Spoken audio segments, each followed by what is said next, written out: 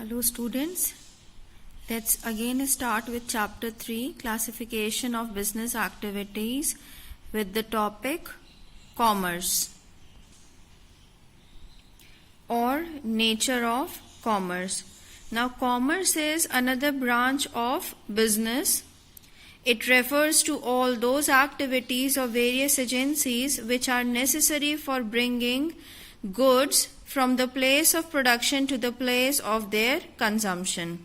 Now, commerce as a branch of business refers to all those economic activities where the goods are being produced and bring it to the place where we can get consumers so that they can buy those final product.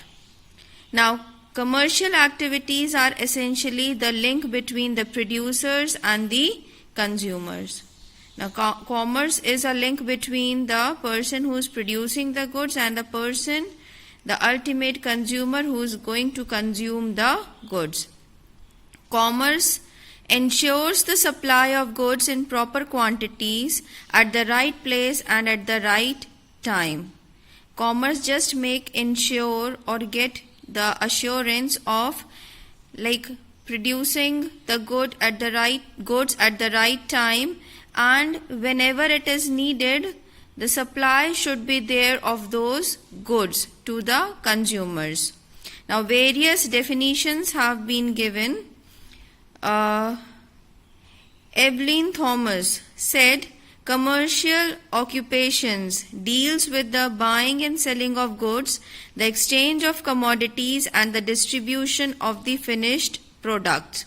Now here it is said, e-commerce deals with the buying and selling of goods and distribution of those goods with the exchange value of those commodities. No, the commerce deals with all these activities in the business.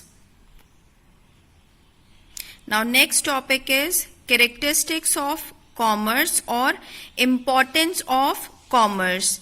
Why commerce is important in the business. Now first point is economic activity. Like business, commerce is also an economic activity. This is because commerce is undertaken for earning profit as well as same as with the business. Each and every activity which we perform under commerce is an economic activity, and we perform all those economic activities just to earn profit. Then next is exchanging of goods and services. Now commerce is engaged in exchange and distribution of goods and services. These goods may be produced or purchased for subsequent sale. Commerce include both trade and aids to trade, which we are going to study in the further next topic. Now commerce here is generally engaged with the exchange, means buying and selling of goods, plus with the distribution of goods and services to the consumers. Now goods may be or it can be produced by the producers, or we can purchase from the producers and we can sell it to the consumers. Then next is profit motive. The chief motive of commercial activity is to earn profit. Any activity where the aim is not profit, it is not a commercial activity. Whatever business we are doing or whatever commercial activity we are performing, it is only for profit motive. Next is creating utilities. Creation of utilities. Commercial activities create several types of utilities. Now first is, for example, place utility, by carrying goods to the place where they are demanded. Now Kanjivaram sarees are produced in south, but more demand is in north. Banarsi sarees are produced in Banaras, but they are more demanded in the south areas, because wherever we are going to do the supply, obviously we are going to earn profit through place utility. Means it is produced in one place and it is being sold in the another place. Then next is time utility. Like wheat, rice, they are just produced once in a year, but the supply is available in whole of the year. No, wheat is there, rice is there, all types of pulses are there. All these things are produced once in a year, but time utility, once they are produced, they are those products are stored and they are made available for the consumers whenever it is needed. Now next is regularity of transaction. Commerce bring about regularity of transactions by repeated transactions. An isolated or one-time transaction will not be considered as commerce. Like suppose if I am a regular customer of some shop, so on the regular basis I am going to do the regular transactions. I am going to go to that place to buy all my needs from that place, whatever I am in need of. So regular transaction is being done in between the producers and the consumers. Now last is part and parcel of business. Like industry, commerce is also an integral part of business, internal part of business. No, commerce is the internal part and parcel of business. Now next topic is functions of commerce. The process of buying and selling have to face large number of obstacles called hindrances. Now commerce removes all these hindrances so that the process of exchange becomes smooth and easy between the buyers and the sellers. So as to ensure that all these hindrances are removed, commerce has taken out some main functions through which all these hindrances can be removed. Now just to make ensure that free and uninterrupted flow of goods and services should be done with the point of production to the point of consumption. Now first is removal of hindrances of person. Since producers are fewer in number as compared to their ultimate consumers who are scattered over a wide area, it is not possible for the producers to establish direct contact with the consumers. Just to maintain this direct contact with the consumers, we need middlemen such as wholesalers, retailers and mercantile agents who are engaged in facilitating distribution of goods and services,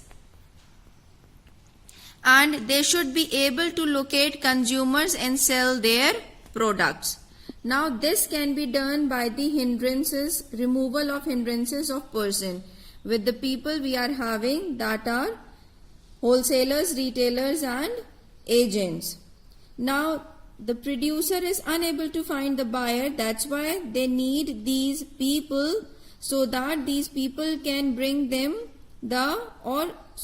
these people can bring towards them the consumers, and middlemen such as wholesalers, retailers and agents can sell the product of the producers.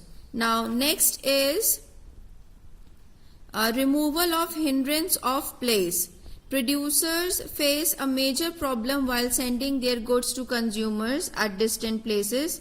The problem involves with the risk of loss to their goods on account of theft, pilferage means leakage, damage, etc. Now commerce removes the hindrance by making available faster and safer modes of transport, strong and weather-proof packing and proper insurance of the goods.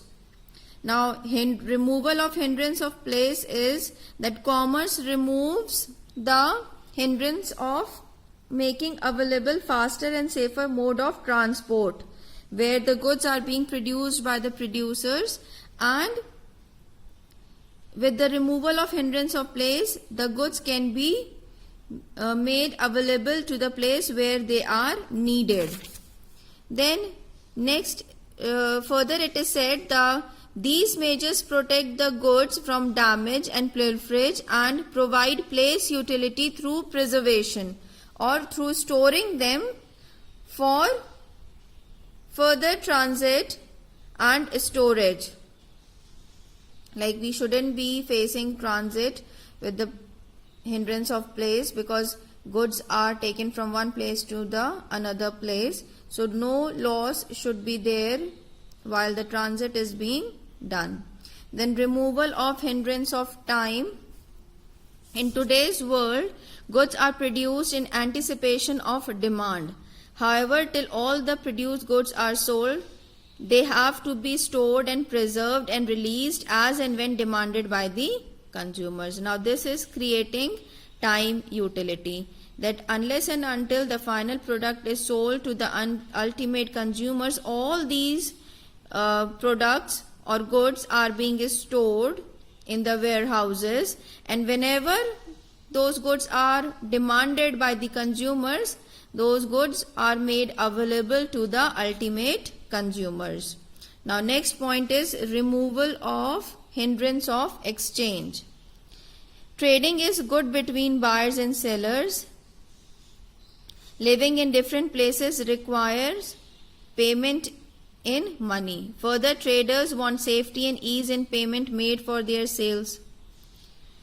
This problem is solved by banks and financial institutions through the provision of credit facilities in various forms. Now these credit facilities are not only for the domestic clients but for the foreign clients too.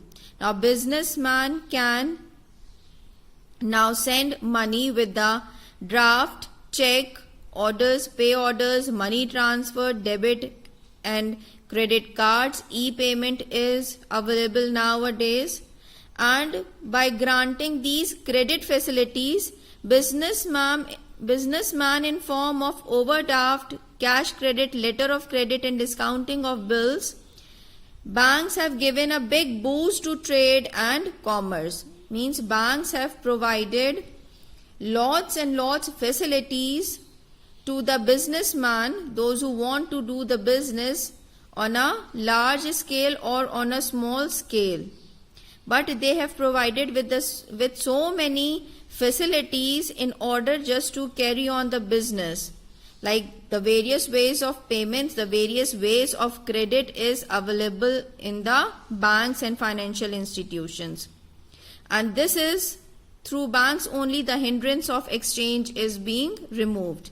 Now next is removal of hindrance of risk. Goods are subject to several types of risk of loss or damage during storage and transportation. Beside, there is a risk of loss or damage due to theft, burglary, loot, arson, fire, flood, earthquake, storm, etc. Now all these hindrance of risk is removed by the help of the insurance of the goods. Businessman can claim compensation from the insurance company in case of loss due to these risks. Now various insurance is available in the banks and in the financial institution which businessman can take. Now all these insurance is available not only for businessman but for the general people also. If they want to do the business, they can take the insurance, and these insurance facilities removes the hindrance of the risk if any businessman is taking a risk for a big business. Then last is removal of hindrance of knowledge. Consumers will go for purchase of goods only when they have knowledge of the goods. Sometimes they are not aware of the availability of certain goods in the market. This hindrance of knowledge is removed by the process of advertising and publicity by the producers for the consumers so that they can buy the product. Now advertisements on the television, publicity through various modes removes the hindrance of the knowledge, because if we are going to advertise our product, then only consumers can come to know about the product and they can buy the product from the market. and this is going to remove the hindrance of knowledge. Now next is branches of commerce. Now commercial activities is further divided into two parts, that is trade and aids to trade or auxiliaries to trade. Now the chart is there which shows that commerce is divided into trade and aids to trade. Trade is being further divided into domestic trade and international trade. Domestic trade is divided again into two parts, wholesale trade and retail trade, and international trade is further divided into three parts, import, export and entry port trade. Then aids to trade is further divided into five parts, transport, banking, insurance, advertising and warehousing. In the third part of chapter 3, we are going to study about trade and aids to trade. Thank you.